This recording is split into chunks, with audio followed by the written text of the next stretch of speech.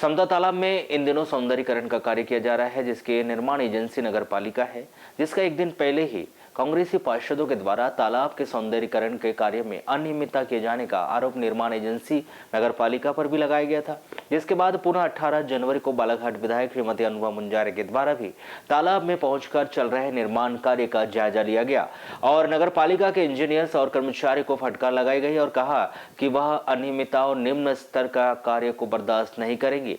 उन्होंने यह भी कहा कि आज शहर में जितने भी निर्माण कार्य चल रहे हैं वह भाजपा के लोगों के द्वारा टेंडर निकाल कर करवाए जा रहे हैं और सरकार होने के कारण यह कार्य को उच्च गुणवत्ता से न करवाकर निम्न स्तर का कार्य करवाकर अनियमितता कर रहे हैं, जिसकी शिकायत में विधानसभा सत्र में करेगी और चल रहे समता तालाब के सौंदर्यीकरण को लेकर प्रश्न भी लगाएगी। आपको बता दें कि नगर मुख्यालय के वार्ड नंबर 14 स्थित समता तालाब के सौंदर्यीकरण कार्य का बालाघाट विधायक श्रीमती अनुपमा मुंजारे के द्वारा कार्यस्थल पर पहुंचकर कांग्रेसी पार्षदों के साथ निरीक्षण किया गया, जिसके कार्य में अनियमितता करने व कार्य निम्न स्तरीय होने का आरोप विधायक अनुपमा मुंजारे के द्वारा भी लगाया गया।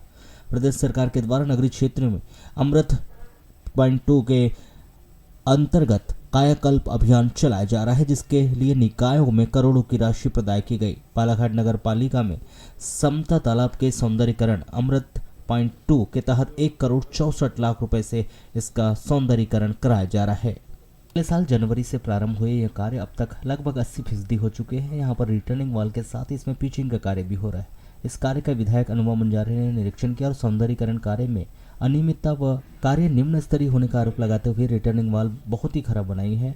यह भी कहा बारिश होने व तालाब में पानी भरने की स्थिति में वॉल धंस जाएगी और खिसक जाएगी, जहां पत्थरों की पिचिंग कार्य को निम्न स्तरीय है। हमने यहाँ बहुत भारी भ्रष्टाचार पाया, पूरी अनियमितता पाई।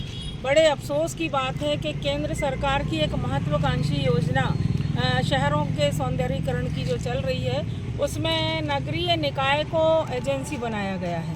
बालाघाट नगर पालिका परिषद के तत्वाधान में उस यहाँ पे ये कार्य चल रहा है। अमृत 2 के अंतर्गत 1 करोड़ 64 लाख रुपए की लागत से जो हमारे बालाघाट शहर का वार्ड नंबर 13 है, यहाँ पे 14 यहाँ पे समता तालाब के सौंदर्यीकरण का कार्य हो रहा है। लेकिन जैसा कि हमने यहाँ पाया, जब काम शुरू हुआ था पिछले साल जनवरी में काम शुरू हुआ था और उसके मात्र 1 महीने बाद से ही यहाँ की अनियमितता की शिकायतें आने लग गई थी और फिर संबंधित विभागीय अधिकारियों को और ठेकेदारों को हम लोगों ने निर्देशित किया था, मैंने खास तौर पे, कि भाई गुणवत्ता का ध्यान रखा जाए। शासन की जो महत्वाकांक्षी योजना है उसके अनुरूप साफ सुथरा बढ़िया काम किया जाए, क्योंकि हमारे ये जो समता तालाब है बालाघाट शहर की एक अनमोल धरोहर है। लेकिन उसके बाद भी कोई भी इस बात पे अमल नहीं किया गया। आज 1 साल बाद, पूरे 1 वर्ष बाद ये काम भी अभी अधूरा है और 80% काम हुआ है। और उसमें हमने देखा कि जो तालाब के किनारे जो ये बॉल बनी हुई है ये बहुत ही घटिया स्तर की बनी हुई है। बारिश का एक पानी आएगा, थोड़ा सा तालाब का पानी भरेगा तो बॉल के जो है क्षतिग्रस्त हो जाने वाली है। और जिस तरीके से, जिस उद्देश्य से तालाब का सौंदर्यीकरण किया जा रहा है वो उद्देश्य पूरा नहीं हो पाएगा। इसमें भारी भ्रष्टाचार समझ में आ रहा है। ठेकेदार के द्वारा बहुत मनमानी की गई है। कोई भी अच्छे किस्म का मटेरियल यहाँ नहीं लगाया गया है। जैसा कि हमने देखा कि जो यहाँ पे पिचिंग होना था जिन पत्थरों से, और उसका जो मापदंड होता है वो कम से कम 25 से 30 किलो का पत्थर होना चाहिए, लेकिन यहाँ हम देख रहे हैं कि 2 से 2.5 किलो के पत्थरों को ही सजा दिया गया है। तो अब आप खुद सोचिए कि बारिश का पानी जब तालाब से में आएगा और तालाब जब भरेगा तो ये क्या पत्थर यहाँ स्थिर रह पाएंगे और दीवार क्या ठहर पाएगी? तो ये तो समझ लीजिए कि एक बारिश में सब कुछ नष्ट हो जाने वाला है। तो हम इसका कड़े शब्दों में मैं विरोध करती हूँ, निंदा करती हूँ और इस काम को हमने कल से रुकवाया हुआ है कि जब तक ठेकेदार अपने कार्य प्रणाली में सुधार नहीं लाएंगे और ये दीवार को तोड़ के नई दीवार नहीं बनाएंगे तब तक ये काम हम होने नहीं देंगे।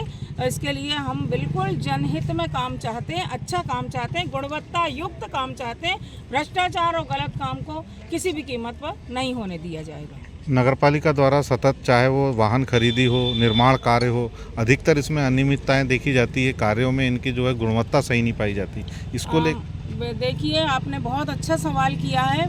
कई दिनों से मैं ये देख रही हूँ, लगातार हम तो आवाज़ उठाते रहे। हमारे नगर पालिका परिषद के जो हमारे जागरूक पार्षदगण हैं कांग्रेस दल के, ये योगराज लिल्हारे जी और अन्य साथी गण, वो सभी आवाज़ उठा रहे हैं, परिषद की हर बैठक में उठा रहे हैं। लेकिन पूर्ण बहुमत में होने के कारण भारतीय जनता पार्टी की, क्योंकि प्रदेश में सरकार है, केंद्र में सरकार है और यहाँ भी नगर पालिका में पिछले ये तीसरा कार्यकाल है भारतीय जनता पार्टी का, तो मैं तो ये कहना चाहूँगी कि ये लोग निरंकुश हो चुके हैं।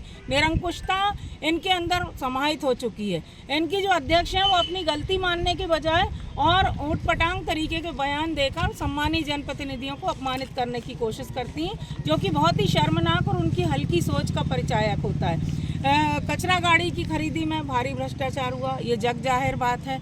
और डीजल घोटाला जो हुआ उसमें तत्कालीन जो सीएमओ थे श्री निशांत श्रीवास्तव जी, उन्होंने खुद उजागर किया डीजल घोटाले को।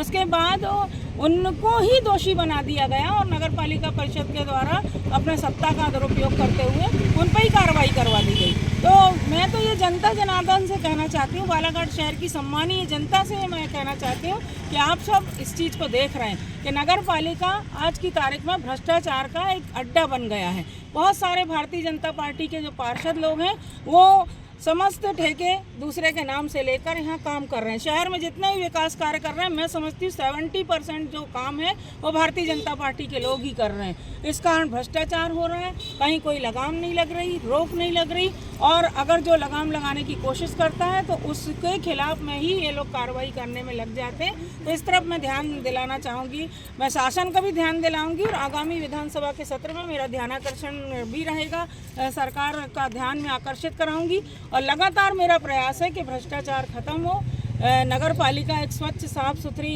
व्यवस्था के तहत काम करे। हम सब ये चाहते हैं, दलगत राजनीति से ऊपर उठ के काम करना चाहिए, पर ऐसा कुछ हो नहीं रहा है। और इसके लिए वर्तमान में जो भारतीय जनता पार्टी की जो सत्ता है यहाँ पर बैठी हुई है, श्रीमती भारती ठाकुर जो इसकी अध्यक्ष है नगर पालिका में, ये इसके लिए पूरी तरह से दोषी है।